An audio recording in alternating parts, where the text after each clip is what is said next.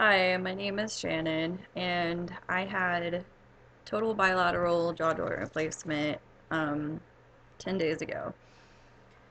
Um, I was diagnosed with juvenile idiopathic arthritis when I was 11 years old, and I didn't start having TMJ until about 2 years ago.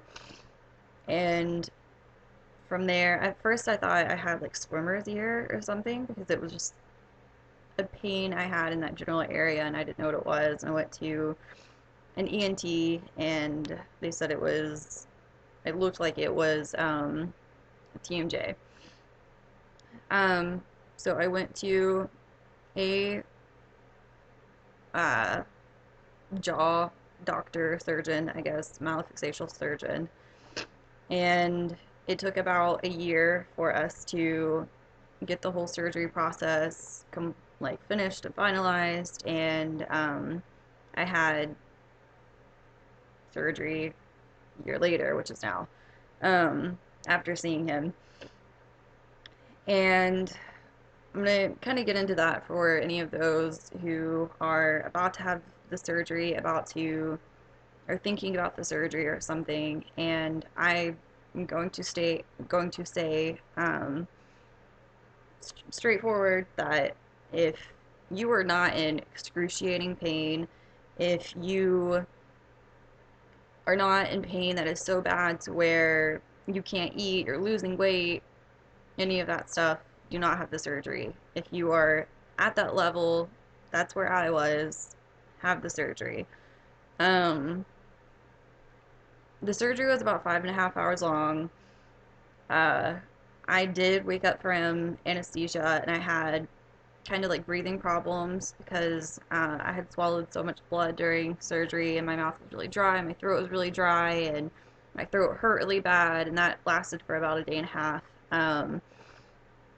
And so I immediately asked for oxygen. They gave me oxygen, and they sponged my mouth and uh, with water, and that helped a lot.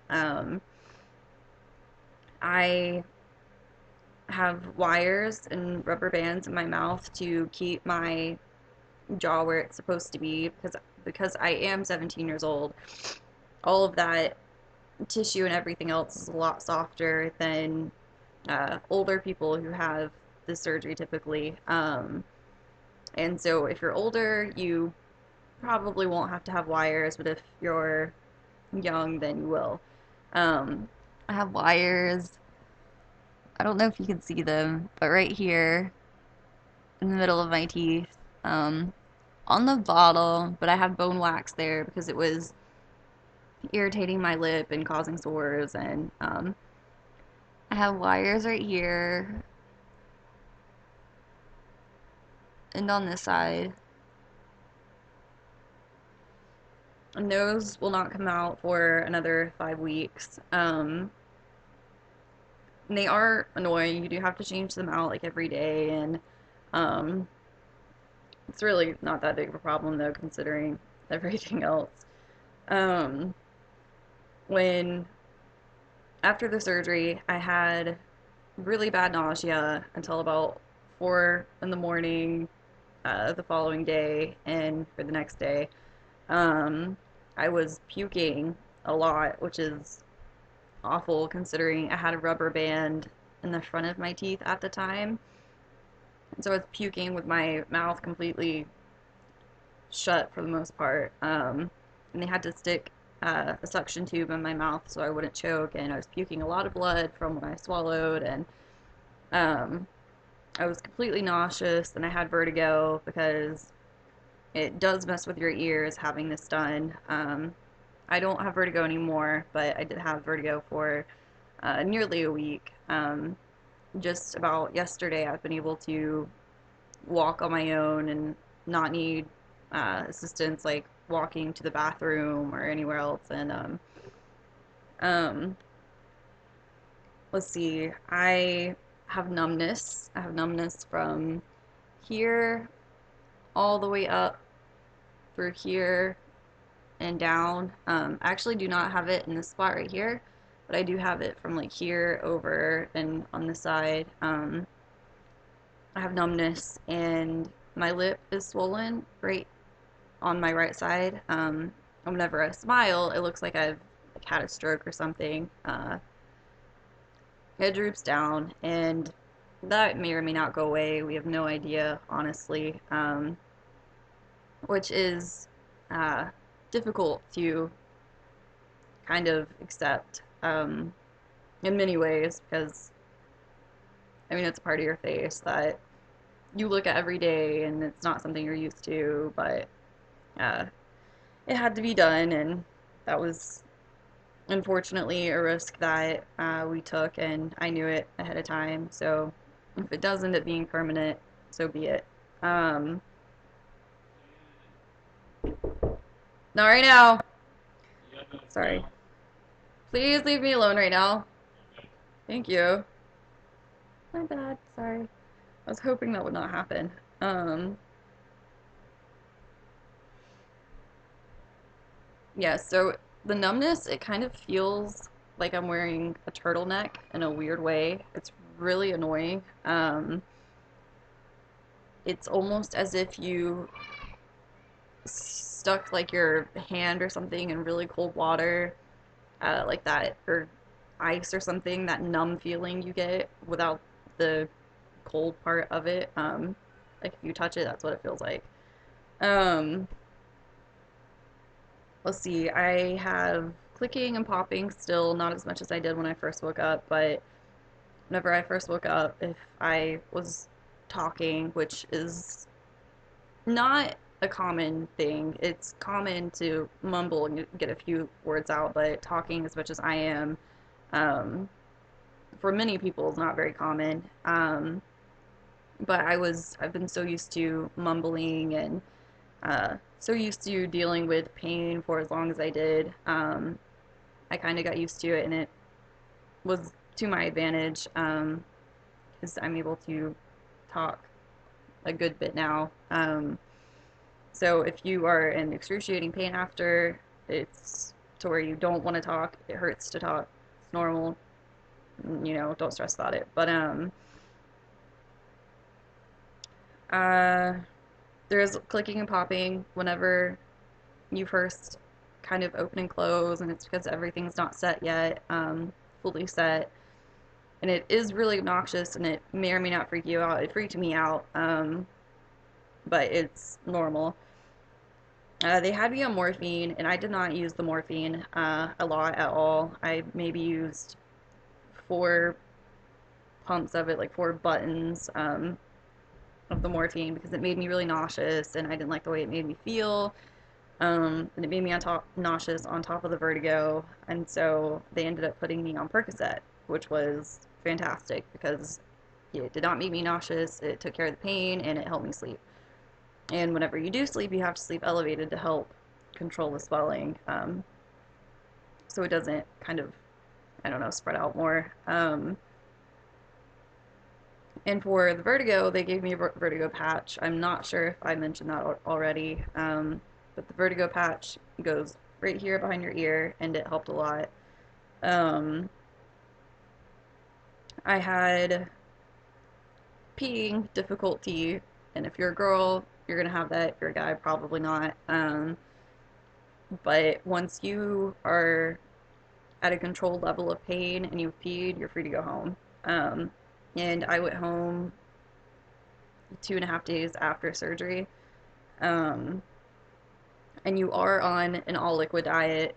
Um, Even if you could have like oatmeal, you're not going to want to. Like mashed potatoes, you can have anything that you don't have to move your mouth for is going to be your diet.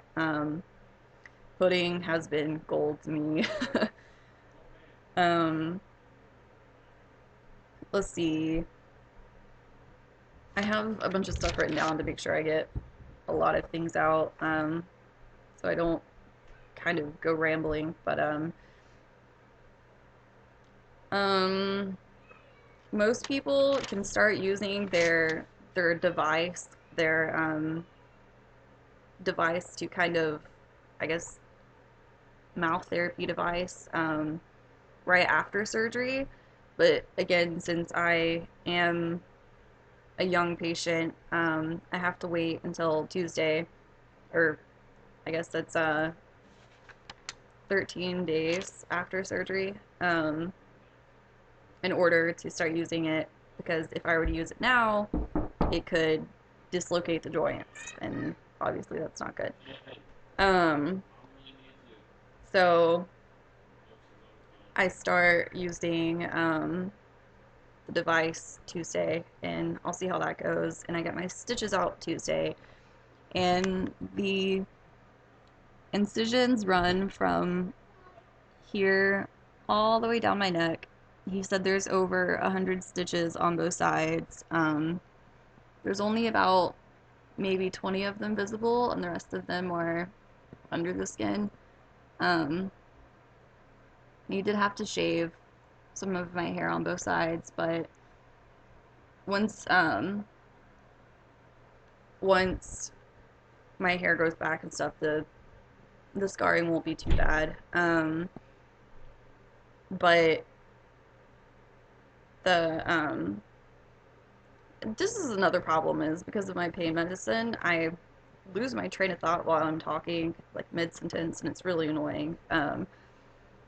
But there was a lot of bruising the first couple of days after surgery. The bruising's pretty much gone now, but this ear was black. Like this ear was like black and purple and blue after surgery, and it's already gone.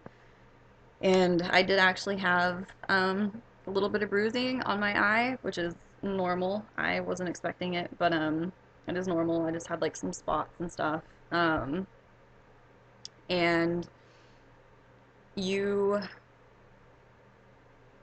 you can shower like 4 days after surgery, but you can't let your stitches soak. You can wash and kind of take care of it, but you can't let them soak. And then you clean them with a cotton swab and peroxide. And they are uncomfortable. You can feel the tension, like the tightness of your face and your neck, and it is really uncomfortable. But you do kind of get used to it. You have to. But my swelling has gone down a lot from surgery. It was at its worst about 4 days after surgery, and my face was out to here. It was so bad. And I do have a slender face as it is, and this side's the worst, but it has gotten a lot better. So if you have any questions, if you have any concerns, let me know. If I didn't answer any questions that you might have, ask me, email me, comment on the video, subscribe for more updates, and I'll be making a follow-up video after Tuesday. So if you have any questions, concerns, or anything, just subscribe, comment, let me know, and I'll keep you updated. My videos will get better. I just don't care to edit them or anything else right now, because I just had my flipping jaw detached from my face. The fact that I'm doing this is, well, I mean, I wanted to do it, but so whatever. I don't know. Okay, I'm done talking. But, alright, bye guys.